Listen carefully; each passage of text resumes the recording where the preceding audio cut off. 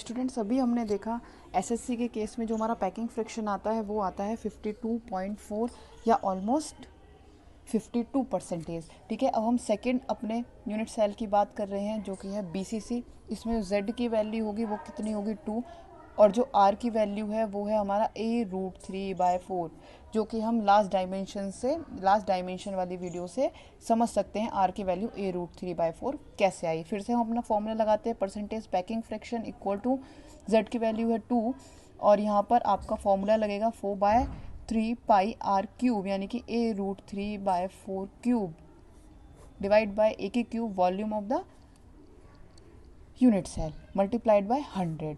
तो वही 2 into 4/3 pi a की क्यूब मल्टीप्लाइड बाय √3 की क्यूब है तो यहाँ आ जाएगा 3√3 डिवाइड बाय 4 की क्यूब है तो डेट इज 64।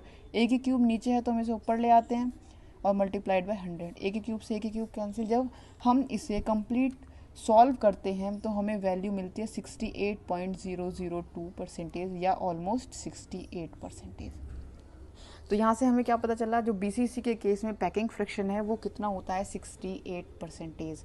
अब ऐसे ही हम थर्ड कंसीडर करेंगे अपना एफसीसी, जिसके लिए z की वैल्यू क्या होगी 4 क्यों? क्योंकि एक होता है हमारा कॉर्नर की वजह से और 3 क्या होते हैं हमारे फेस के सेंटर पर लैटिस पॉइंट प्रेजेंट होने की वजह से।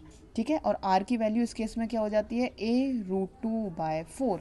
फिर से हम अपना वही फॉर्मूला लगाते हैं, percentage packing fraction z 4 into 4/3 पाई r क्यूब, यानी कि a√2/4 cube upon volume a की क्यूब मल्टीप्लाइड बाय 100।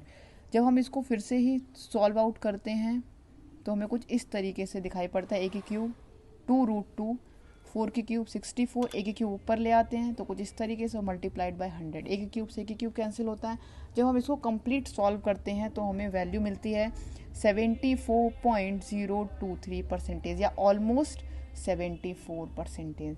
तो हम क्या कह सकते हैं कि एफसीसी के केस में जो पैकिंग फ्रिक्शन होता है वो किसके बराबर होता है 74% के बराबर। तो यहाँ पर हमने देख लिया है किस तरीके से हम पैकिंग फ्रैक्शन को कैलकुलेट करते हैं, और हमें एससीसी के केस में कितना होता है, बीसीसी के केस में कितना होता है और एफसीसी के केस में कितना होता है। और यही हमें रीड करना था क्योंकि हम यहाँ पर सिर्फ और सिर्फ क्यूबिक क्रिस्टल को ही मेन फोकस लेकर चल रहे हैं। क्यूबिक क्रिस्टल में हमने देखा था 3 टाइप के होते हैं, एक एससीसी होता है, एक बीसीसी होता है और एक क्या होता है एफसीसी होता है। ठीक है, हमने इन तीनों में ही देख लिया। हमने क्योंकि हमने स्टार्टिंग में ही देखा था जो सॉलिड हैं हमारे वो 2 टाइप्स के होते हैं, एक क्रिस्टलाइन फॉर्म के होते हैं, एक एमॉर्फस फॉर्म के होते हैं।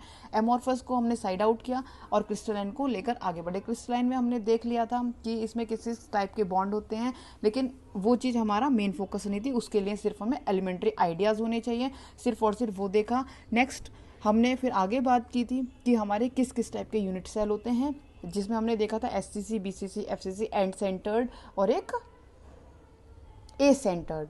ठीक है, तो यहाँ पर हमने 5 टाइप के पढ़े थे, लेकिन हमें जो मेन कंसीडर करना था वो करना है सिर्फ क्यूबिक क्रिस्टल। क्यूबिक क्रिस्टल में 3 टाइप के होते हैं, एससीसी, बीसीसी और एफसीसी, जिसके पैकिंग फ्रैक्शन हम लोग देख चुके हैं कि इनके पैकिंग फ्रैक्शन हम कैसे निकाल सकते हैं। ठीक है, और ये आपको वर्बल याद होना चाहिए कि एससीसी केस में ये कितना होता है 52%, बीसीसी केस में 68% और एफसीसी केस में 74%।